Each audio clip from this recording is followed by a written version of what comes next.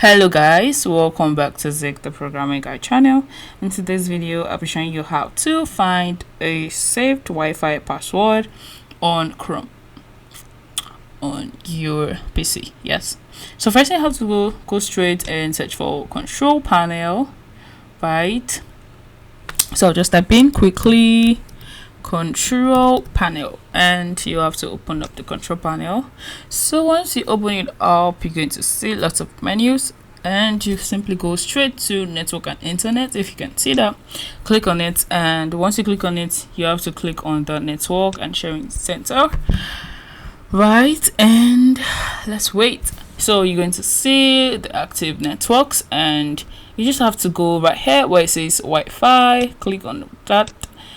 Once you click on that, you wait and you're going to see this. So this is going to to adjust. So once you see this, you're going to see wireless properties. Click on wireless properties and right here you're going to see the details and you go straight to security and you're going to see network security key right here, but you won't be able to see it. You can just simply click on show characters and right here you can see the saved Wi-Fi password on your PC or Chrome. If you find this guide helpful, give this a thumbs up and equally subscribe to get more tips like this. Thanks for watching guys. That's my next video.